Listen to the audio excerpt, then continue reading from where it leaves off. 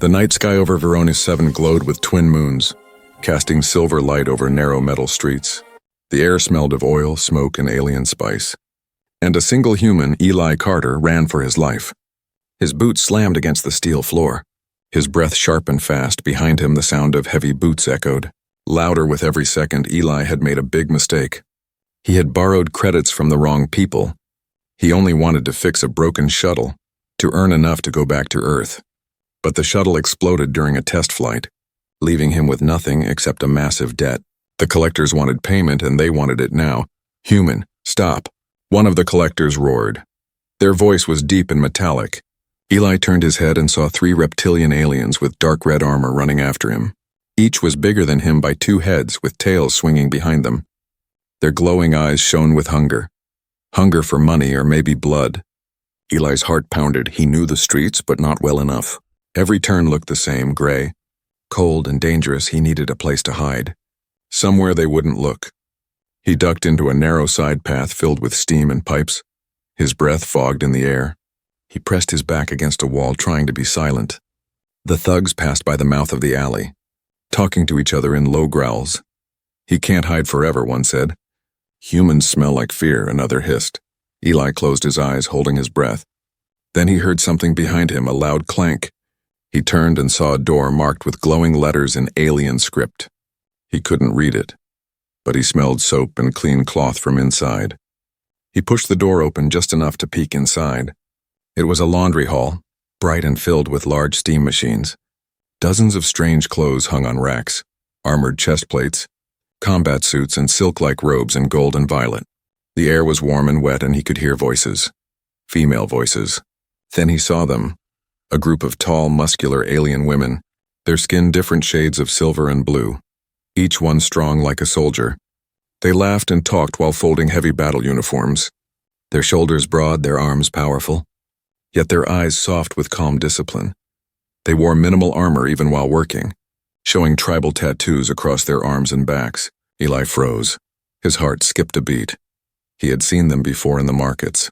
They were from the Jara clan, known for honor and strength. Their warriors fought in galactic wars, feared by many, respected by all. They were also known for hating liars and thieves, especially humans. But Eli had no choice. The footsteps outside grew closer again. The collectors were searching nearby. He looked around, saw a massive pile of laundry bags near the back door, and without thinking, he crawled behind them. The cloth was warm and smelled of metal and perfume. He pulled one bag over himself, covering his body, barely able to breathe. The door outside opened. Heavy steps entered the hall. "We're looking for a human," a collector growled. Small brown hair, weak lungs. Eli held his breath. Every sound became louder in his ears, his heartbeat. The dripping steam, the thump of boots. One of the Jara women, tall and dark-skinned with glowing red eyes, stepped forward. "This is Jara ground," she said calmly. "No humans work here, no humans hide here." Her voice was low but sharp. The collector hesitated, staring at her height and muscle lines like coiled steel. The others stayed quiet, but one of them, shorter, with silver skin and violet eyes, tilted her head. She sniffed the air, her eyes narrowing slightly. Eli felt cold sweat on his back. Her gaze drifted toward the pile where he hid. For a second, her eyes seemed to pierce through the cloth. The collector stepped closer to her. "You sure?" he said. She gave a slow smile. "Do you wish to search our laundry?" she asked. Her tone made the reptile take a step back. He grunted and turned away. "If we find out you helped him, we'll return." When the door closed, silence filled the hall again. The women exchanged looks, and the silver-eyed one walked toward the pile. Her heavy boots echoed slowly. Step by step, Eli's mind screamed, "Run!" but his body wouldn't move. The cloth lifted suddenly and light hit his face. There she was, towering, fierce and beautiful in a strange alien way. Her eyes glowed softly in the light. Her voice was calm but cold. "A human in Jara laundry," she said, "either brave or foolish." Eli swallowed hard. "I was just hiding," he whispered. "Please, don't turn me in." She looked down at him for a long moment. Then she did something he didn't expect. She smirked. "You smell like fear and soap," she said. "Get up, little human."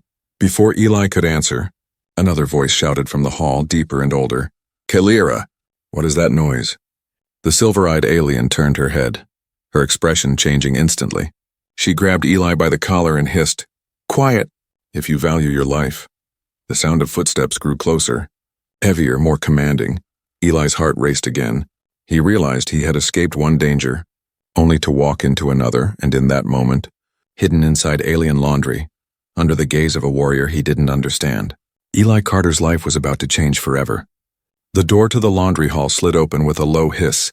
Steam drifted through the air as a tall shadow stepped inside. Her presence made even the warrior women straighten their backs. It was Vara, the elder supervisor of the Jara laundry hall. Her eyes were sharp like twin blades, glowing faint gold under the ceiling lights. "What's going on here?" Vara asked, her voice deep and firm. The silver-eyed alien, Kaylira, stood still, her hands behind her back. "Nothing, Matron Vara," she said quickly. "Just an accident with the drying coils." Vara's eyes narrowed. She looked around the room, her gaze heavy and searching. Eli hid behind the laundry carts, holding his breath. The steam from the dryers helped him stay half-hidden, but his heart thumped so loud it felt like thunder in his ears. Vara frowned, then slowly turned away. "Make sure the next batch is clean before sunrise," she said, and walked out of the hall. The heavy door shut behind her with a thud. Kaylira exhaled sharply, the tension leaving her shoulders. Then she turned and stared at the laundry pile. "You can come out now, human," she said softly. Eli froze. Unsure if she was bluffing, her voice dropped lower, calm but firm. "I can smell you. You think soap hides your scent? It doesn't." Realizing he had no choice, Eli slowly pushed the laundry bag aside and stood up. His face was pale, his hands shaking. He tried to look calm but failed badly. Kaylira crossed her arms. Her tall frame towered over him easily. Her silver-blue skin shimmered under the light, the muscles on her arms tight and clear. "Why are you here, human?" she asked. "No one comes into Jara quarters unless they want trouble."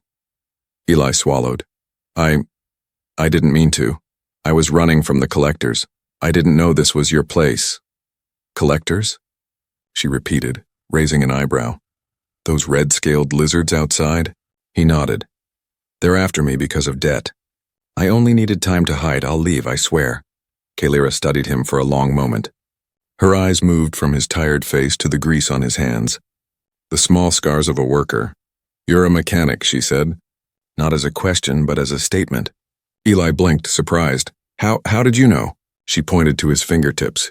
"Oil stains, burn marks, cracked nails. Your kind uses tools more than weapons." He gave a nervous laugh. "Yeah, that's me. Not really the fighting type." Kaylira tilted her head slightly. "And yet, you ran into a warrior den to hide from hunters." Eli looked down. "Didn't have many options," the other Jara women nearby whispered among themselves. Some chuckled, one even said, "He's smaller than our training blades." Another laughed. "Maybe we should keep him as a pet." Eli's face turned red, but he stayed quiet. Kaylira glanced at them sharply, and the laughter stopped. Her tone softened a little. "You're lucky, human. Most clans would have thrown you to those lizards already." He looked up, confused. "Then why didn't you?" Kaylira didn't answer right away. She walked toward a table, picked up a broken armor plate, and dropped it in front of him. "Because maybe you can fix this," she said. "You said you're a mechanic." "Prove it." Eli looked at the armor. It was made of thick alien alloy, cracked through the center. The circuits were burned out. He crouched beside it, tracing the lines with his fingers. "I can try," he said softly. She folded her arms. "You have until the next bell if you fail. I'll hand you to the collectors myself." Eli nodded, fear and determination mixing inside him. He got to work immediately. He searched the tools nearby, strange alien devices with glowing tips and humming cores.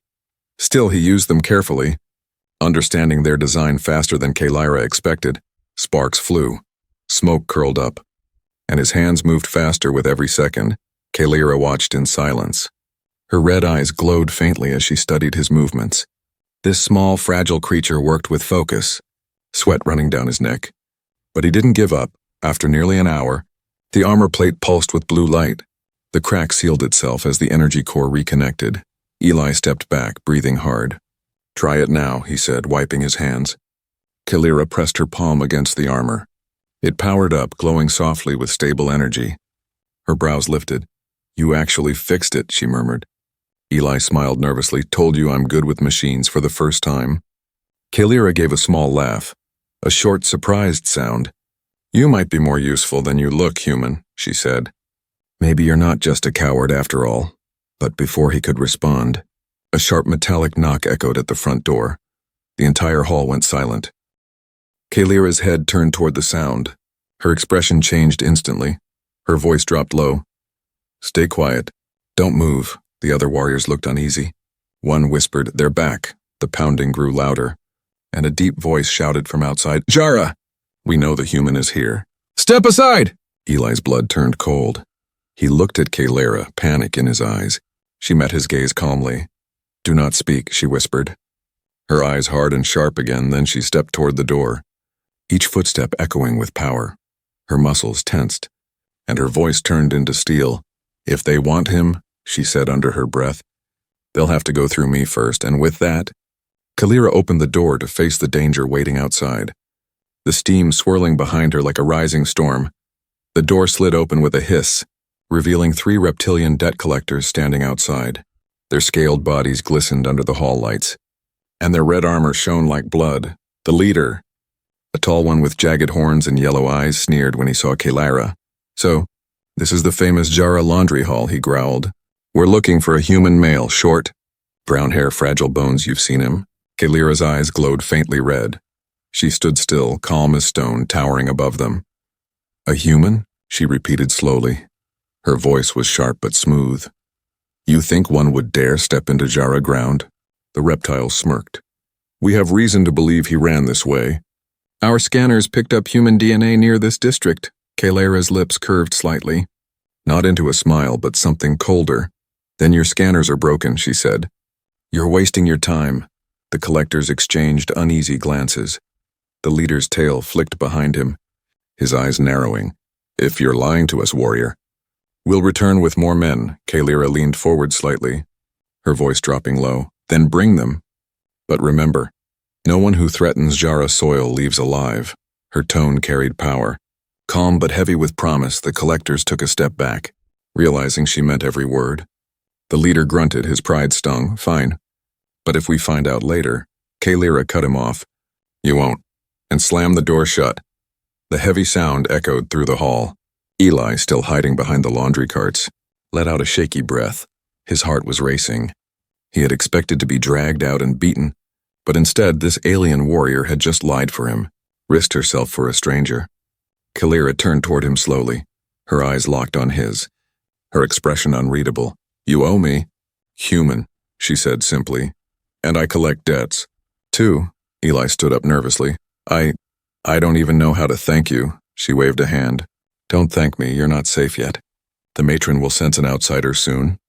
She pointed at the armor he had fixed earlier. If you wish to survive until dawn, earn your keep. You fix things, right? Eli nodded quickly. Yes, that's what I do. Then fix this, she said, dragging another broken piece of gear toward him. It was a training exosuit, heavy and complex, its power lines sparking weakly.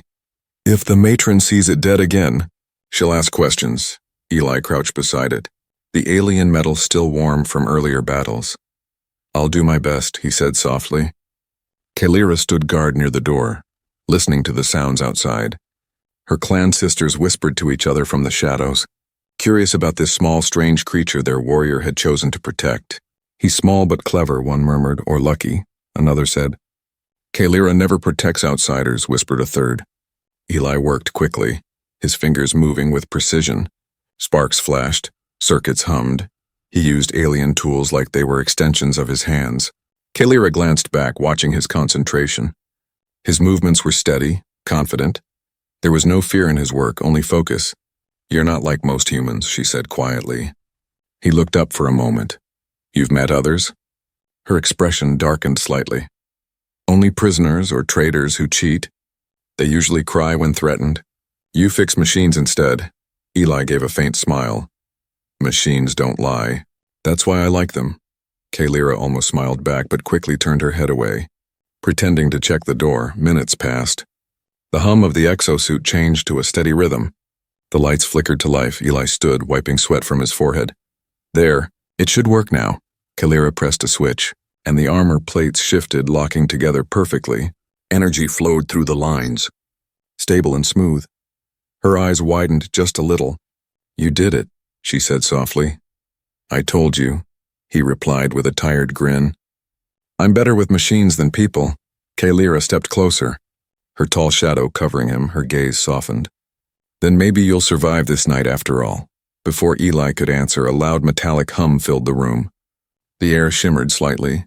Kalira's eyes flashed red. "Too late," she whispered. "The matron knows," Eli frowned, confused. "Knows what?" "Everything," Kalira said grimly. "The Jara matron feels every energy pulse in her domain. She'll know a human hand repaired her sacred tech." Eli's throat went dry. "Then what happens now?" Kalira sighed, her voice lower now. "She'll come here, and if she sees you—" She paused, her eyes cold but sad. "She'll kill you before you can explain." Eli froze, fear gripping him again. "Then I should leave," he said. "Find another place before she arrives." Kalira stepped forward, blocking his way. "You won't make it 10 steps outside. The collectors are still out there, so what do I do?" He whispered. Kalira stared at him for a long moment. Then she said something that made his heart skip. "You stay. You stand before the matron, and you let me speak for you." Eli looked shocked. "You'd do that? Why?" She gave a half smile. "Because you fixed what even our engineers couldn't, and because I lied for you, I might as well finish what I started."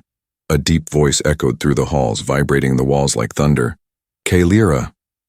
It called, "Step forward and bring the outsider you hide." The air turned cold. Every Jara warrior in the hall stood silent. Kalira's hand rested on her weapon, her voice steady but low. "Stay behind me, human. Whatever happens next, don't speak unless I tell you." Eli nodded, fear tightening his chest. The door began to open again, bright golden light spilling into the hall. And standing in that light was Vexara, the Jara matron, taller, stronger, and more fearsome than all the rest. Her gaze fixed directly on him, and at that moment, Eli Carter knew his life was about to be judged by a queen of warriors, and there was no place left to hide. The heavy doors to the laundry hall slid open slowly, and a hush fell over everyone inside. Steam swirled in the air, catching the golden light from above, revealing Vexara, the Jara matron. Standing tall and commanding, her obsidian-like skin shone, muscles rippling even under her ceremonial robes. Her eyes glowed faintly purple, scanning the room with the intensity of a predator. Kalira stepped aside, bowing slightly, her head low. "Matron Vexara," she said, her voice steady. "I found this human hiding in our laundry. He claimed to be a mechanic and repaired the damaged equipment." Vexara's gaze shifted, locking on Eli, who shrank back instinctively. His legs felt weak and his stomach knotted. She didn't move immediately. She only studied him, her piercing eyes taking in every detail. His small stature, the dirt on his hands, the sweat on his face, the way he breathed fast and shallow. "You dare hide in Jara territory?" Her voice was like thunder, low, deep, and vibrating the walls. "You step into a warrior's hall without permission, yet somehow survive?"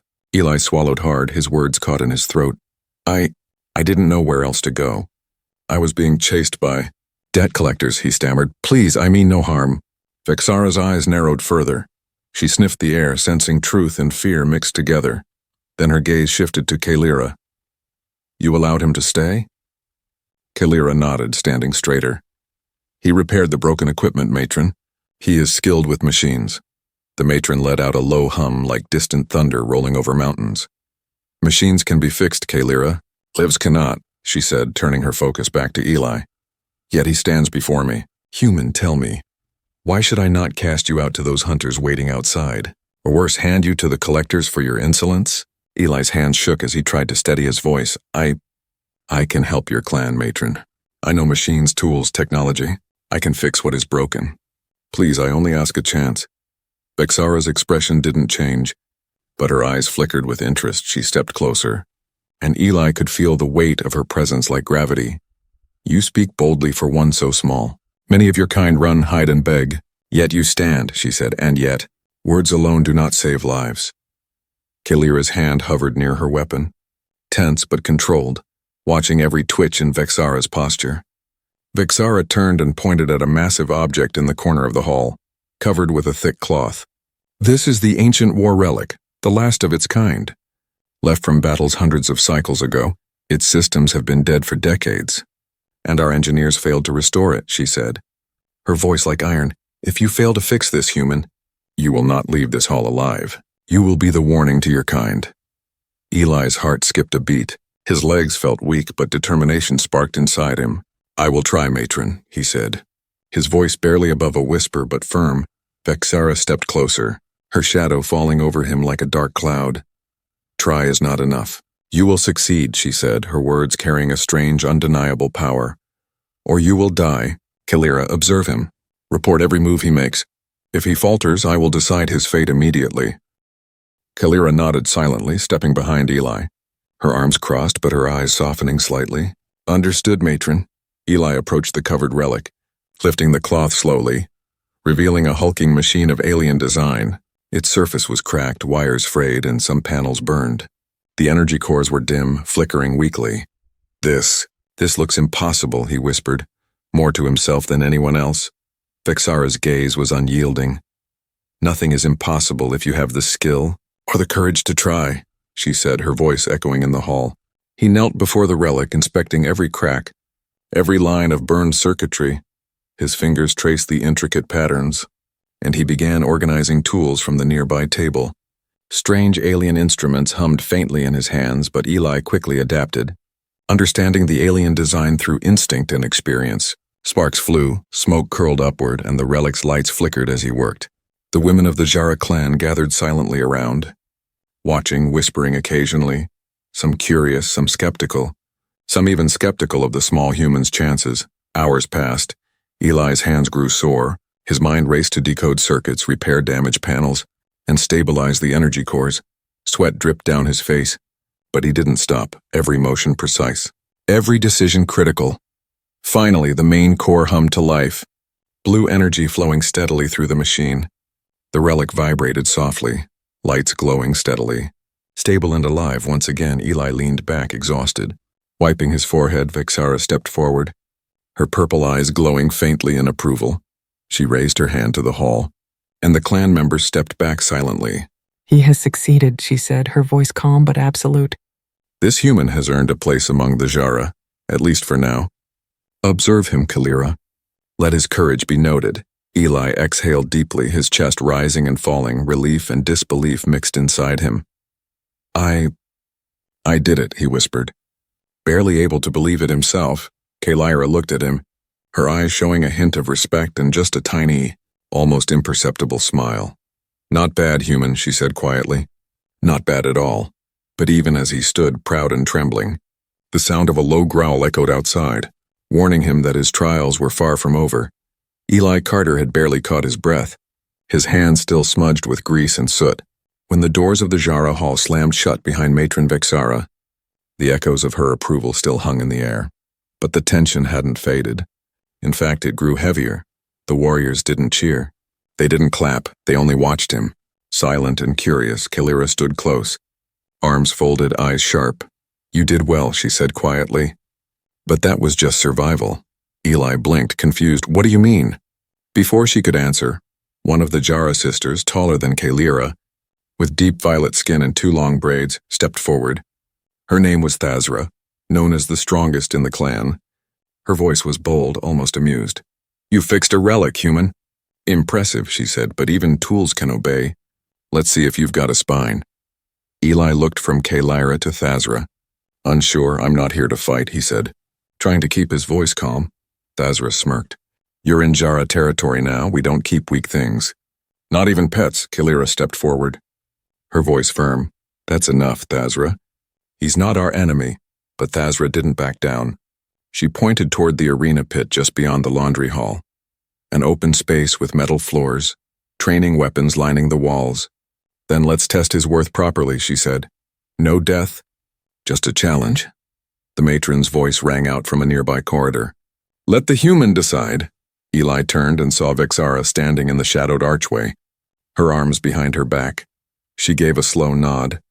You want to stay among us, Eli Carter? Then prove it. Not with tools, but with heart. Eli's throat tightened. He looked at the arena, at the rows of warrior women watching. Their expressions unreadable. He had no training, no armor, and no plan. yet he understood something important. If he refused, they would never respect him. He took a deep breath. "All right," he said softly. "I'll do it." A quiet murmur ran through the room. Thazra grinned. Kalira's jaw clenched, clearly not pleased. She stepped closer and handed him a training staff made of dense silverwood, light but solid. "This is for defense, not attack," she whispered. "You'll last longer that way," Eli nodded. Gripping the staff with both hands, the arena floor felt cold under his boots. Thazra entered with her own staff, her movement smooth and confident. She twirled the weapon like it was part of her body. "Don't worry, little fixer," she said with a smirk. "I'll leave your bones mostly unbroken." The signal bell rang once, and Thazra charged. Eli barely blocked the first strike. The force of it shaking his arms, he stumbled back, nearly falling. The Jara warriors watching from the edge chuckled quietly. She came again faster, swinging high, then low. Eli dodged, tripping over his own feet but rolling out of the way just in time. His heart pounded, his breath short, but he remembered something. He didn't need to be stronger, just smarter. As Thazra lunged again, Eli dropped low. Letting her momentum carry her forward, he swung the staff and hit the back of her knee. Not hard, but enough to make her stumble slightly. A ripple of surprise moved through the watching warriors. Thazra turned, eyes wide. "You learn fast," she said with a grin. Eli didn't reply. He focused, dodged again, blocked once, then twice. Each time he adjusted, reading her rhythm. Finding gaps when she swung with full force, he used her strength against her, sidestepping and letting her hit nothing but air. After several more exchanges, he finally landed a clean strike to her arm, the impact making her drop her staff with a metallic clatter. The arena fell silent. Thazra stood still, looking down at her hand, then at him. A long moment passed before she let out a laugh, loud and full of pride. "Well done, human," she said. "You've got fire!" Eli gasped for breath, barely standing, sweat dripping down his face. Kalira ran to his side, grabbing his arm before he collapsed. "You're insane," she muttered, but there was warmth in her voice. Vexara stepped forward, her voice calm and final. "The human has shown his strength not in force but in will. He is not a warrior, but he has the heart of one." The other warriors tapped their staffs to the ground in respect. As Kalira helped Eli walk out of the pit, she leaned closer. "You may have just survived the impossible." "Human," she whispered. Eli gave a weak smile. That's what humans do best, but neither of them saw the silent figure watching from the shadows above the arena. A dark-robed alien with a silver crest on his shoulder, eyes cold and calculating. His message was already sent across the stars. The human lives. Prepare the enforcers. The arena was still buzzing from Eli's surprising victory. His bruises had barely stopped stinging when the warning sirens echoed through the Jara compound. A deep hum vibrated the metal walls, followed by a voice over the speaker system, sharp and commanding. "This is Galactic Enforcement Authority. Surrender the human named Eli Carter immediately." Eli's blood turned cold. Kalira's head snapped toward the sound, her face hardening. "Enforcers," she said, "not collectors." "This is worse." Matron Vexara appeared on the upper walkway, her robes flowing as she stared toward the entrance. "They've come with authorization," she said darkly. "Someone reported the human's presence." Eli looked up at her, breathing hard. What will you do?" Vexara didn't look at him. "I will not hand you over like a sack of meat," she said. "But if they force their way in, blood will spill, Jara blood." A silence spread across the room. The warriors looked between each other. Some tightened their armor, others quietly picked up weapons. Kalira turned to Eli, her tone urgent. "We can sneak you out the back, take the mountain tunnels. I'll lead you." Eli shook his head slowly. "I've run enough. I don't want anyone else getting hurt because of me." Kalira's eyes flared with both frustration and admiration. "Then what? You'll walk out there and get arrested?" "No," he said quietly, then looked down at his hands made for machines. "I have an idea." Minutes later, the main gates of the compound rumbled open, and 5 galactic enforcers marched in, tall, armored beings with glowing visors and plasma rifles. Their leader, Commander Dren, stepped forward, flanked by 2 towering androids. "We are here for Eli Carter," he said flatly. "He is accused of theft, unpaid debt, and illegal tech tampering." "Stand aside." Eli didn't hide. He stepped forward from the crowd, walking with his shoulders square. His body ached, but his voice was clear. I'm Eli Carter, but I didn't break any laws. I only tried to survive, Commander Dren scoffed. That's not how galactic law works. Maybe not, Eli said, pulling a small remote device from his belt. But this is how humans work. He pressed the button, and every light in the compound flickered. Then the courtyard walls lit up with holograms. Video footage Eli had quietly patched into the system from the matron's archives while working on the relic. The recordings showed the debt collectors sabotaging the shuttle he tried to fix, setting him up for failure. They also showed them bribing a local authority, evidence of corruption. The enforcers paused, reading the data as it streamed in. Commander Dren's visor blinked with red text. This wasn't in your file. I know, Eli said, because they erased it. I only just recovered the proof from the Jara archives. Vexara stepped beside Eli, towering and proud. This human uncovered truth while in our care. You came here expecting a criminal, but found a witness. The enforcers hesitated. Dren's voice lowered. You're still unauthorized to remain on this world. Kalira stepped forward now. Then we authorize him, she said, holding up a Jara insignia. By warrior law, he is under our protection, and our clan offers him temporary guest right. Dren looked between them, clearly frustrated. We'll verify this, he growled.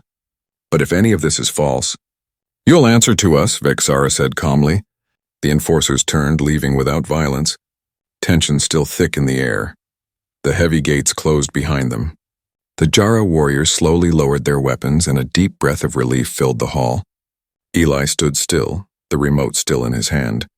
Kalira approached him. You just bluffed the Galactic enforcers, she said in disbelief. No, he replied. I just used the truth. The right way. Vexara looked down at him, her voice softer than before. You're more than a mechanic, Eli Carter. You're the kind of human legends talk about. Eli gave a tired grin. Let's just say I'm learning fast. That night, the Jara clan didn't laugh at him anymore. They spoke his name with respect, and Kalira sat beside him as he ate. Silently watching, silently guarding, but far above. In a quiet orbital station, Commander Dren watched the holograms again. Zooming in on Eli's face, mark him, he told the system. If this human starts a war, I want to know first. 3 days had passed since the enforcers left Verona 7, but tension still lingered in the air. Though Eli Carter was now officially under the Jara clan's protection, he knew it wouldn't last forever. He stood alone in the courtyard at dawn, the red light of the twin suns rising slowly over the steel towers. His hands were dirty from repairs, and his back ached from sleepless nights. But his heart was steady. Kalira stepped beside him, silent as always. Her armor shimmered in the morning light, one hand resting on her hip. You should eat, she said quietly. You've been working since midnight. I can't stop now, Eli replied, tightening a bolt on the side of the repaired gate turret. If they come back, I want us ready. Kalira watched him closely. You say us now, she noted. Eli looked up at her and gave a half smile. Yeah, I guess I do. Before she could reply, an explosion shattered the silence. A shockwave rocked the compound as flames rose from the west wall. Alarms wailed and warriors shouted orders. Kalira's expression hardened. They're here, she hissed. Eli ran to the surveillance screen and froze. A massive black transport ship hovered above the outer ring. Not enforcers, not debt collectors, but a private military force led by someone worse. Lord Craven, the former debt boss, had brought an army, mercenaries, war droids, and a siege ship with orbital cannons. He had come to take Eli back by force. Vexara appeared in the command hall, her face unreadable. They bypassed the law, used private credits to buy an army. They want to make an example of us, Kalira looked to Eli, her voice grim. This is because of you. I know, Eli said. Stepping back, let me surrender, maybe it ends here. Vexara turned sharply, her voice a steel blade. No, you are one of us now. And Jara, do not bow. But the walls were shaking, fire spread through the eastern wing. The mercs were inside the compound faster than expected. Eli ran to the relic he had repaired, the ancient war machine he brought back to life. Its weapons were old but deadly, still incomplete. Then an idea struck him. Wild and dangerous, Kalira. I need time, 5 minutes, can you hold the courtyard? She stared at him. You're not a soldier. No, he said, grabbing a plasma core. I'm worse. I'm a desperate human with nothing to lose.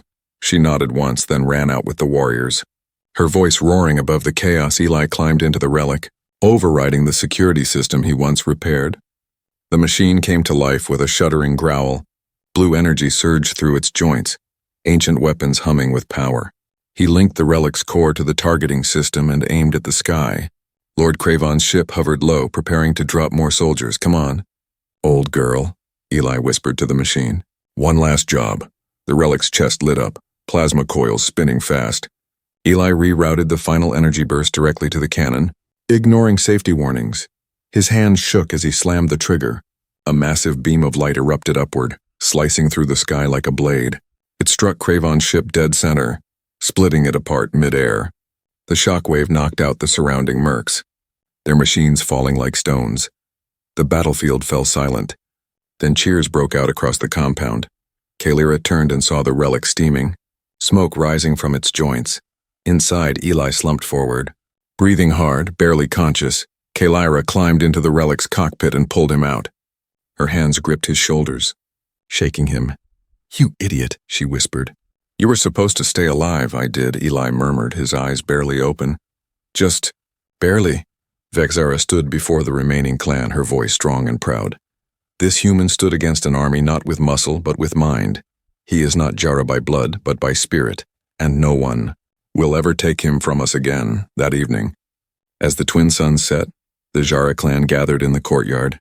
A new banner was hung, not of war but of unity, a symbol of human courage next to Jara strength. Eli sat beside Kalira, his arm bandaged, his smile weak but real. So, he said, still think I should have stayed in the laundry? She laughed softly, the first real laugh he had heard from her. Maybe, she said, but then I wouldn't have met the only human crazy enough to fight a war machine with a toolbox. He looked at her, the firelight dancing in her silver eyes, and for the first time, he felt something stronger than fear, belonging.